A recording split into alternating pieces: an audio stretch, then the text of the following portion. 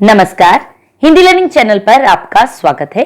आज आशिमा महाजन Hindi learning channel पर लेकर आई है इंडिपेंडेंस डे पर दमदार भाषण। इंडिपेंडेंस डे से रिलेटेड कोई भी अंकरिंग स्क्रिप्ट चाहिए हो या फिर किसी भी प्रकार का कविता आपको चाहिए हो तो लिंक इस वीडियो के डिस्क्रिप्शन में आपको दे दिया गया है। स्टार्ट करेंगे। मन के जीते जीत है, मन के हारे हार, हार गए जो बिन लड़े उन पर है धिक्कार। अपने स्वराज पर रहेगा हर भारतीय को मान, है मातृभूमि के रक्षक हम, हमें जाओ पहचान, हमें जाओ पहचान।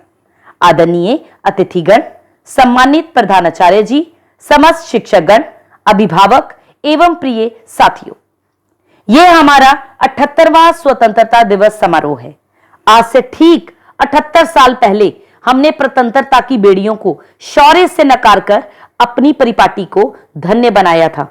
जी हां, ये वही माटी है जिस माटी पर चेतक की टाप ने पावन पुनीत हल्दी घाटी को धन्य करवा दिया था। हमारी आजादी के संघर्ष की गाथा तो बहुत बड़ी है, उसका वर्णन हम एक दिन में तो नहीं कर सकते, लेकिन चंद पंक्तियों में जरूर कर सकते हैं। इंकलाब का नारा लिए विदा लेने की ठानी थी, लटक गए फांसी पर तीनों, पर मुख से उफ तक ना निकाली थी। मोमबत्तियां बुझ गई थी, चिराग तले अंधेरा छाया था, फांसी के फंदे पर जब तीनों वीरों को झुलाया था।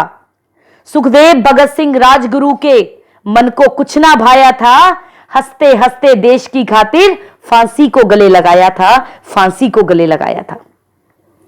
पर आज का दिन हम सबके लिए बहुत महत्व रखता है। हमारे वीर बलिदानियों ने इसी वसुंधरा पर अपने रक्त से शौर्य की गाथाएं लिखी हैं।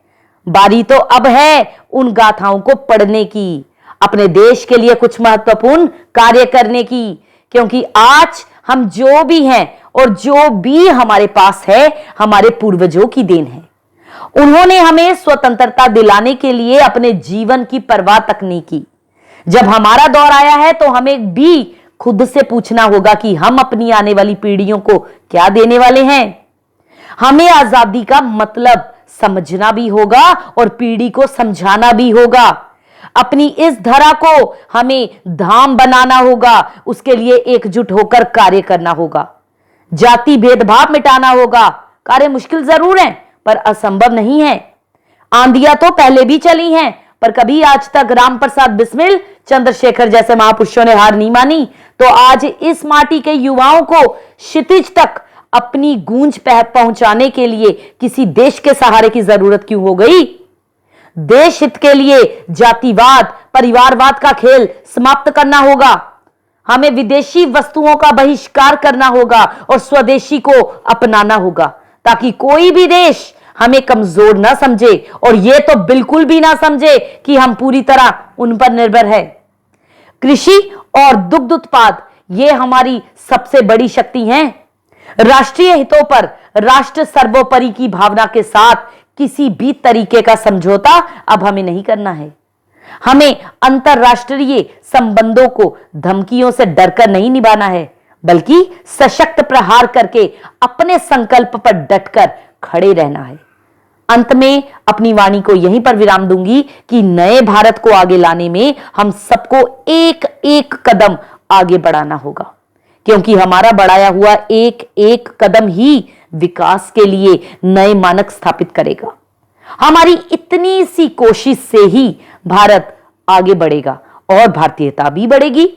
तब यह विश्व भी देखेगा कि हमारे राष्ट्र कवि मैथिली शरण गुप्त भी कितना सही लिखकर गए थे। हम कौन थे, क्या हो गए और क्या होंगे अभी। हम कौन थे, क्या हो गए और क्या होंगे अभी।